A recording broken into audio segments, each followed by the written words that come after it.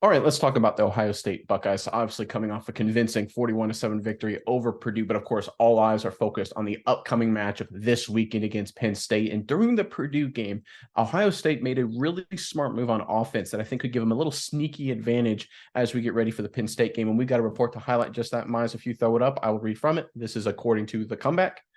While Kyle McCord may have won the starting quarterback battle for the Buckeyes this year, Devin Brown is a stronger, more powerful runner, obviously.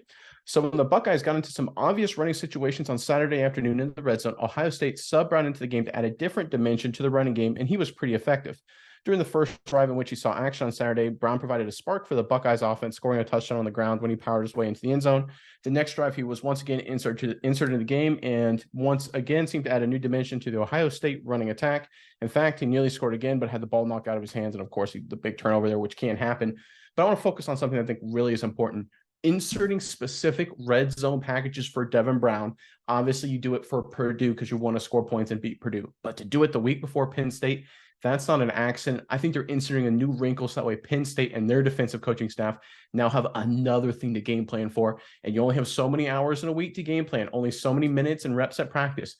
Penn State's going to have to divert some of that attention to encountering this Devin Brown package. And I think that could give Ohio State an advantage in some other areas. And I'm curious what your thoughts are on this, Miles. But before I hand it over to you, Penn State, Ohio State fans, excuse me, big game, Penn State this weekend, right? Biggest game of the year so far, second to the Michigan game at the end of the year. Give us your prediction, final score. Buckeyes, Nittany Lions. Here you go. The biggest game you've had. Notre Dame, we all know Notre Dame, man. They kind of aren't as good as we thought they were. We know Penn State's really good. Give us your prediction, final score, Buckeyes, Nittany Lions in the comment section below. Brian, Miles, what do you think of this move to insert a Devin Brown red zone package from Ryan Day and company on the offensive side of the ball? Yeah, Nick, I think this is really interesting because first of all, we got to look at what has been going on. Obviously, we say these teams are very interesting, evenly matched rankings wise, pretty high up there. But Ohio State's been tested a little more. They beat Notre Dame. Notre Dame just beat Southern Cal. So who's to know if how good they are actually, and who's to know how good Penn State is? Because quite frankly, Penn State really hasn't beat anybody big time yet. But the key here is you look at their defense. They haven't let up more than 15 points all season to any team.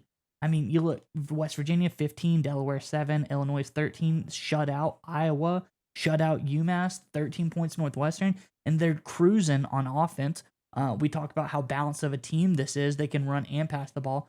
So to add in a wrinkle on the defensive side of things where it seems they're so stacked on that side of the ball because they've been, holding people, limiting them to points like crazy.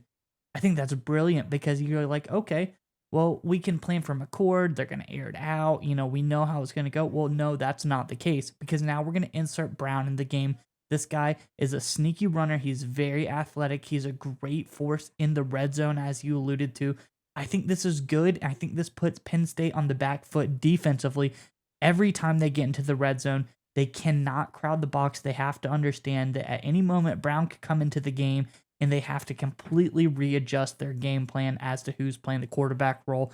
I really like this. It's almost like a better version of a Wildcat type offense because Brown can throw the ball too. Like, he is a great passer. He's not as good as McCord is, but he's a good enough passer to where you have to respect him in every single aspect in the red zone.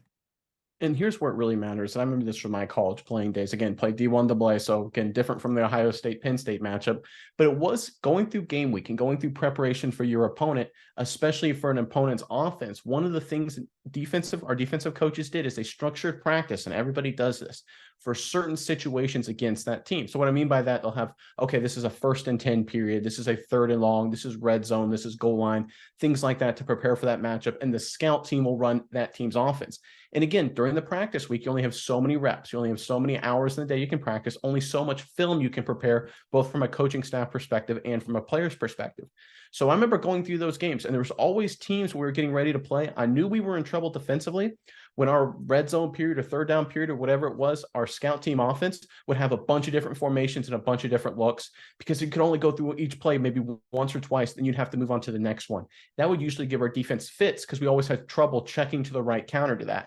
In Ohio State, I think Devin Brown's wrinkle, like you said, kind of the red zone wildcat-ish quarterback situation, that'll have a similar effect to Penn State because you better believe without this, if they didn't make this move playing Brown like they did against Purdue, You guarantee Penn State this week to say, okay, here's our red zone defense. It's going to be this against the run. We're going to have our coverage for Marvin Harrison Jr. We're just going to keep an eye on Harrison Jr. at all times, and we're going to run this scheme. Now they have to devote a lot of practice time to check if Devin Brown is in the game. It's going to be a completely different defensive structure because of what Ohio State will do with Devin Brown. Obviously, the great coach, former Ohio State, former Florida Gator coach, had a very successful strategy when he used Chris Leak and Tim Tebow back when he went on to beat Ohio State that year in the Fiesta Bowl, I believe, to win the national title, the BCS national title game. Similar concept, right? You only have so many hours in the day to prepare from a defensive perspective. And this Devin Brown wrinkle, again, it doesn't seem like a whole lot, but trust me, this affects the game preparation. In a close game like this, two great Big Ten powers going toe-to-toe. Any little advantage you can get will be huge for you come Saturday.